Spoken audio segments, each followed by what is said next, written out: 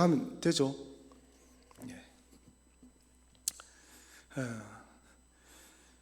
오늘 우리 목장 공부 예습을 시작하겠습니다. 먼저 기도하겠습니다. 하나님 아버지 감사합니다. 오늘도 우리가 주의 말씀을 배웁니다. 우리 목자들이 이 말씀을 잘 배우고 깨달아서 우리 목원들에게 잘 가르칠 수 있게 하시고, 특별히 목원들이 이 말씀을 잘 알아 마음에 새겨서 말씀 따라 살아가는 건강한 그리스도인들이 되어주시도록 하나님 인도하여 주옵소서. 예수 그리스도 이름으로 감사하며 기도드립니다. 아멘. 오늘은 12가 나는 성령 하나님을 믿습니다. 자, 사도신경으로 고백하기 속에서 성령 하나님 믿는다. 지금 우리가 성부 하나님 믿습니다. 성자 하나님 믿습니다. 성령 하나님 믿습니다. 지금 오후 예배 때 교리 강좌를 지금 성령 하나님에 대해서 하고 있습니다. 제가 강의한 그 내용이 여기에 전부 다 들어있습니다. 우리가 그러면은 가만히 보시면 공부라는 것은 가장 핵심적인 내용들을 다룹니다. 마찬가지로 교리 강좌라는 것도 핵심적인 것이에요. 우리 기독교인들이 반드시 알아야 되는 내용들을 우리가 배운다는 것이죠. 그래서 우리 성도님들은, 특별히 목원님들은 예배를 놓치면 안 됩니다. 주일 낮 예배, 주일 오후 예배, 그리고 또 수요 예배도 바쁘더라도 가능한 공적 예배를 우리가 잘 지키면은 말씀이 우리 속에 쌓여야만 여러분 기도도 할 수 있고, 그리고 건강한 뼈가 튼튼한, 뿌리가 튼튼한 그리스도인이 될 수가 있다는 것입니다. 자, 오늘 이 12가의 목표는 사도신경을 통하여 성령 하나님이 나의 구원을 적용해주고 교회를 세워가기 위한 능력 주심을 알고 성령님과 교제하는 삶을 살기 위해서 우리가 이과를 공부한다는 것입니다. 먼저 우리가 삼위일체 하나님, 삼위일체 하나님의 그 육격 중에서 삼위의 하나님은 각각의 역할이 있습니다. 성부 하나님은 계획하시는 하나님이십니다. 구원을 계획하시는 하나님. 성자 예수 그리스도는 구원을 실행하시는 하나님. 그 실행이 무엇입니까? 바로 십자가의 사역이라는 것입니다. 예수님께서 십자가에 못 박혀 죽으셨죠. 자, 그러면 성령 하나님은 무슨 일을 하시는가? 제가 교리 강좌에서 이미 강의를 했습니다. 성령론의 제일 중요한 것이 뭐냐? 그것은 적용이 됐습니다. 성령 하나님 역할은 예수 그리스도께서 이루신 그 구원을 성도들 삶 속에 구체적으로 적용하는 것이 성령 하나님의 가장 중요하고 본질적인 역할이다. 예수님께서 이루어 놓은 이 구원이 우리를 찾아왔다면 우리 삶 속에서 이제는 성령님을 통하여 그 구원이 구체화되고 적용이 되어서 우리의 삶 속에 성화의 변화들이 일어나고 점점 그리스도의 장사한 분량까지 살아가도록 이끌어주는 분이 바로 성령 하나님이시다는 것입니다. 자, 이제 본론으로 들어가면은 우리는 성령 하나님을 첫 번째 그림 보시면은 오해를 많이 합니다. 성령 하나님은 인격적인 하나님이십니다. 다시 말하면 성부, 성자, 성령 하나님과 똑같이 그분은 한 분 하나님인 동시에 세 분 하나님, 위격적으로 한 분이시고 세 분이시고 세 분이시고 한 분이라는 것입니다. 모두가 성부와 성자와 성령은 동등한 하나님이신 것이에요. 많은 분들이 오해하는 것이 성령은 신비스럽고 영향력, 능력 이게 아니다는 것이에요. 성령께서 능력을 베푸시는 것은 그런 일도 많이 나타났습니다. 예수님도 능력을 베푸시죠. 이것이 성령의 역할이 아니다는 것입니다. 오늘 그림처럼 마치 자동차의 이름 휘발유처럼 그 에너지를 폭발시키는 그런 영향력, 이것은 우리가 성령님을 오해하는 것이라는 것을 알아야 된다는 것입니다. 그러면 성령은 어떤 역할을 하시는가? 두 번째 그림 보시면은 자, 성령은 우리 속에 들어오셔서 무엇보다도 우리가 믿음으로 주를 받아들이면 이 구원을 적용시키고 구원을 확장시켜서 구원을 확신케 해서 우리의 구원의 믿음이 더욱더 장성한 분량까지 이끌어 가도록 한다는 것입니다. 성령은 눈에 보이는 분은 아닙니다. 그분은 영이시기 때문에 우리의 마음속에 거주하셔서 끊임없이 우리를 믿음의 길로 이끌어주는 분이 성령 하나님이십니다. 그러면은 세 번째 그림 보시면은 사도신경에서 성령에 대한 말씀은 한 구절입니다. 성부와 성자에 대해서 상대적으로 성령 하나님은 한 구절만 나와 있습니다. 아무런 수식어 없이 내가 성령을 믿사오며, 사실 여러분 성령을 믿사오며라는 이 말 속에는 앞에 언급되었던 성부와 성자 속에 성령의 인격도 다 묻어나 있기 때문에 굳이 그렇게 다 설명할 필요는 없는 것이에요. 우리는 성부를 보면서도 성령을 알 수 있고 성자를 보면서도 우리는 성령을 알 수가 있습니다. 왜? 그분은 한 분 하나님이기 때문에 그분의 성분과 인격은 똑같은 거예요. 하나님이 성부께서 여러분 영원하시고 그리고 무한하시고 무수부자한 것처럼 성령 하나님도 여러분 영원하시고 무한하시고 무제한 하나님의 본성과 똑같다는 것이에요. 그래서 한 분 하나님이기 때문에 사도신경에서 내가 성령을 믿사오며 한 구절을 말을 하고 있지만은, 그러나 성부와 성자와 성령은 동등하게 어느 것 하나도 여러분 차이가 없이 모두가 다 중요하다는 것입니다. 자, 밑에 그림 보시면은 성부, 성자, 성령 하나님 삼위일체에 대한 것을 이야기를 하고 있습니다. 이것은 삼일체 교리는 이미 설명을 했습니다. 삼일체 교리는 말 그대로 하나님은 한 분이신데 그분들의 역할은 3위격으로 나누어져서 그 위격은 성부와 성자와 성령으로 나누어져 있다.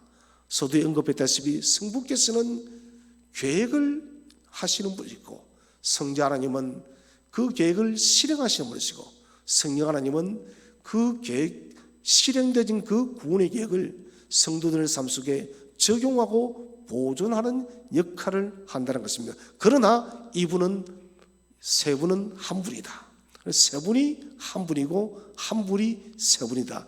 이것이 삼위일체에 대한 인간이 표현할 수 있는 가장 정확한 말입니다. 우리는 이 말을 지식으로 이해를 해서 안 되고 믿음으로 받아들여야 되고, 우리가 천국 가게 되면 우리는 삼위일체의 교리를 완전히 알게 되집니다. 예수님께서 그런 말씀하셨죠. 나를 본 자는 아버지를 본 자다. 무슨 말입니까? 이미 예수 그리스도께서 오신 것은 아버지를 나타내기 위해서 왔다는 거예요. 성령께서 오신 것은 성자를 나타내기 위해서 온 것이에요. 그래서 성령을 본다는 것은, 성령을 경험한다는 것은 우리는 성자를 만나고 있는 거예요. 그 당시에 성자를 만났던 사람들은 성부를 다 본 거예요.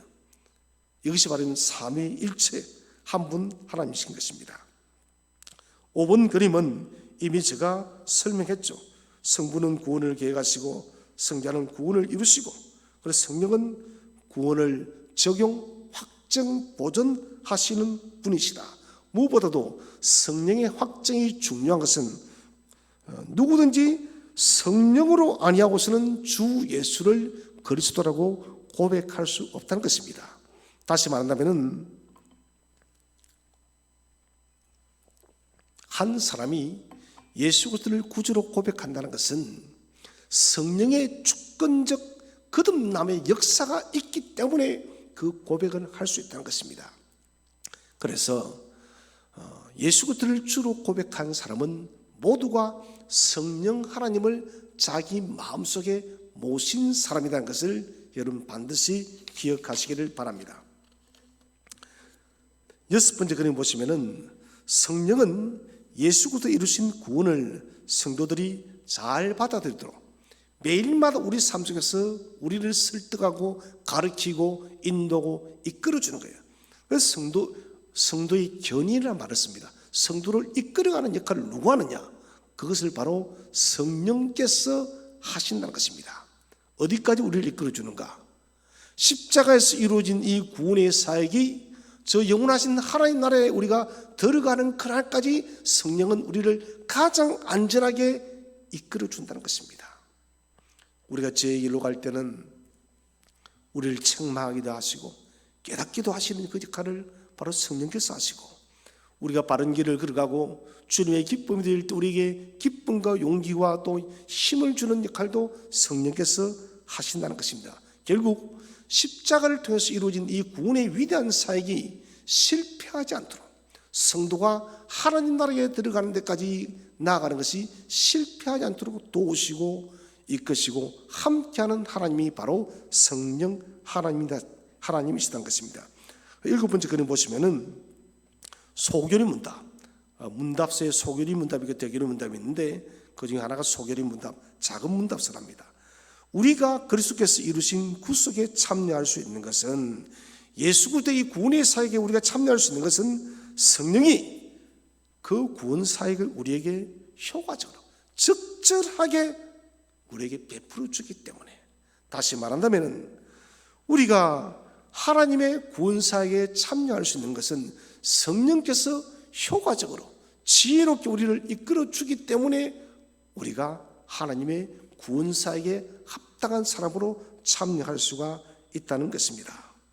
자, 그다음 8번째 그림 보시면은 이 중요한 성령의 사역을 어떤 교회 사람들은 사람을 통해 드러내는 능력, 이적, 영향력, 이렇게 생각하는 사람이 참 많습니다.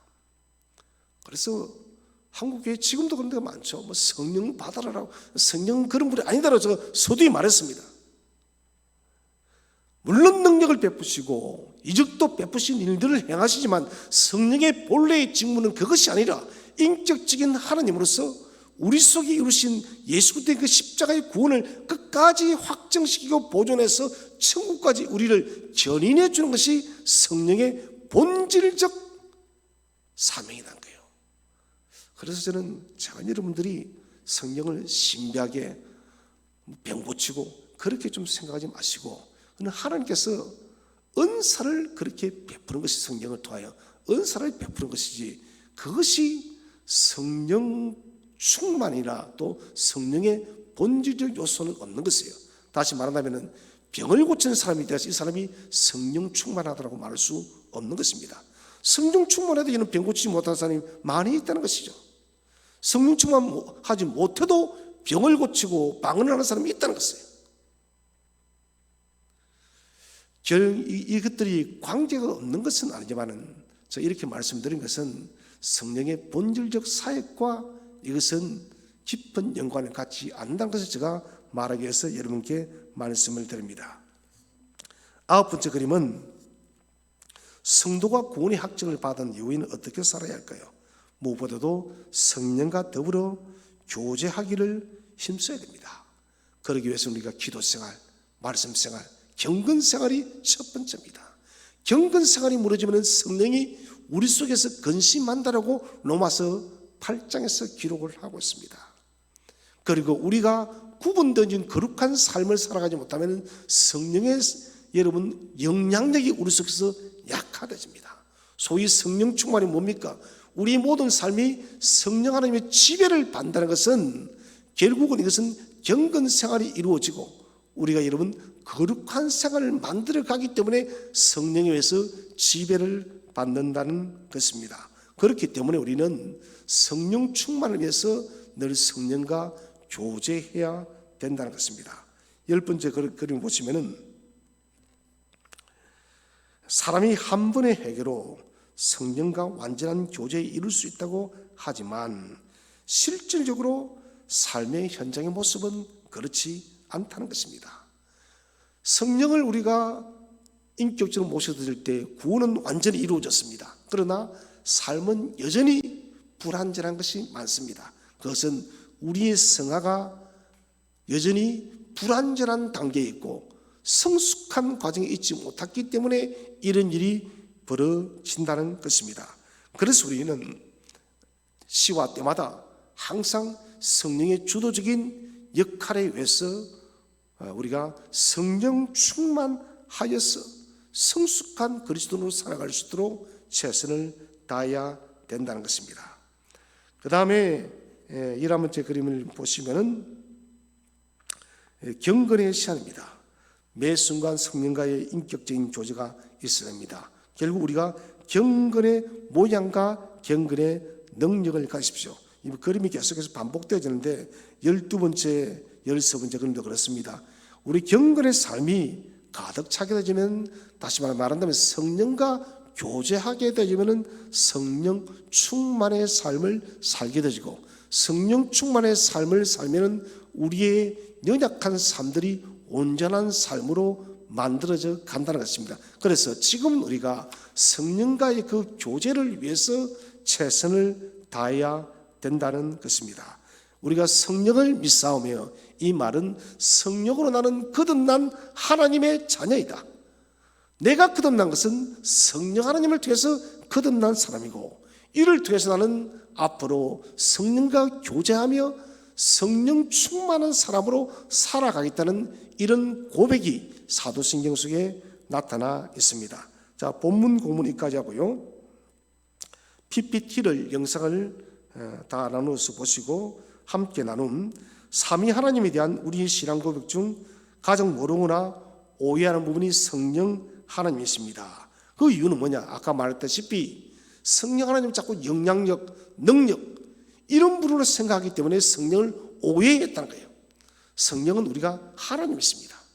삼위 하나님 중에서 성령의 한 위격의 하나님입니다. 그분이 하시는 일은 우리 속에 내주하셔서 우리를 근원적으로 거듭나게 하는 역할과 거듭난 이 구원을 적용하여서 우리를 변화시켜 천국까지 인도하는 인격적인 하나님이라는 것, 이것이 여러분 오늘 공부의 제일 핵심적인 내용입니다. 그래서 1번 문제에서는 성령을 통해서 새롭게 알게 된 것을 적어보시고 오해하고 있는 것들을 있었던 것이 무엇인지를 우리가 한번 나누어 보시기를 바랍니다. 자, 다음 넘겨보시면은 나는 성령 하나님 믿습니다 라는 고백과 다음의 사항은 어떤 연관이 있는지 자신의 믿음으로 말해봅시다. 자기의 구원을 확신하는 일은 어떻게 알 수가 있느냐? 그것은 성령과의 교제를 통해서만 자신이 구원받았다는 것을 확증하는 것을 우리가 느낄 수 있다는 것입니다. 그래서 이번 문제에서는 자기의 구원 속에 나타나는 성령 하나님의 증거들은 어떠한 것들이 있는가? 예를 들어 내가 지쳤을 때 내 마음속에 이런 용기들이 주어지더라. 내가 뭔가 범죄의 길을 갈 때 내 마음속에 끊임없이 그 길을 벗어나서 바른 길로 가라고 끊임없이 내 속에서 누군가가 말씀하시다. 그건 뭡니까? 성령께서 우리에게 하시는 말씀입니다. 이런 것들을 함께 나누어 보시기를 바랍니다. 여기에서는 성령님을 믿는다고 하면서 자신의 구원을 믿지 못하고 경건 생활을 안 한다면 그 믿음은 잘못되거나 문제된 것임을 반드시 알아야 된다는 것입니다. 한편 내가 구원받은 사실이 믿어진다면 성령이 나와 함께 하고 있음을 알고 그분과 교제하는 일을 쉬지 않기를 바랍니다. 자, 정리하겠습니다. 성령 하나님 믿는다는 고백은 하나님의 존재 안에서 믿음으로 표현되어져야 됩니다. 믿음으로도 이것은 증거되어져야 됩니다. 삼위 하나님, 특별히 성자께서 이루신 그 구원의 사역이 내 속에서 어떻게 적용돼서 어떻게 나타났는지, 다시 말하면 구원의 열매들을 보여줍니다. 그래서 우리가 성령의 열매들은 뭡니까? 구원받은 사람이면 반드시 성령의 열매가 맺어진다는 거예요. 이것은 내 속에 이루어진 구원이 잘 적용이 됐다는 거예요. 잘 자라고 있다는 것입니다. 그런데 내가 구원받았다고 하면서도 성령의 열매들을 맺지 못한다면 이것은 내 구원이 뭔가 문제가 있다는 것입니다. 자, 그래서 첫 번째는 나의 믿음은 내 의지가 아닌 하나님의 은혜임을 날마다 기억하고 감사하시기 바랍니다. 두 번째는 성령께서 나를 온전히 주장하여서 성령 충만의 삶을 위해서 기도하시기 바랍니다. 결국 우리 성령을 믿사오면은 내 속에 이루신 그 구원의 적용을 이루어 나가시는 성령님을 깊이 바라보시고 그 다음에 성령님과 매일 교제함으로 성령으로 충만한 삶을 살기 위해서 항상 전력을 다해 주시기를 바랍니다. 마치도록 하겠습니다. 기도하겠습니다. 하나님 아버지 감사합니다. 오늘 우리가 사도신경에 나타난 성령 하나님을 믿는다는 말씀을 배웠습니다. 우리 속의 구원을 적용하고 이 구원을 확정하고 또 무엇보다도 우리를 성화시켜서 하나님 나라까지 이끌어 가시는 성령 하나님의 그 사역들을 바라보며 우리가 매일마다 성령 하나님과 교제하기를 기뻐하며 성령 충만하게 전력을 다할 수 있는 우리 모든 목자들 되어 주시도록 하나님 은혜 내려 주옵소서. 감사드리며 예수 그리스도 이름으로 기도드립니다. 아멘. 수고하셨습니다. 마치도록 하겠습니다.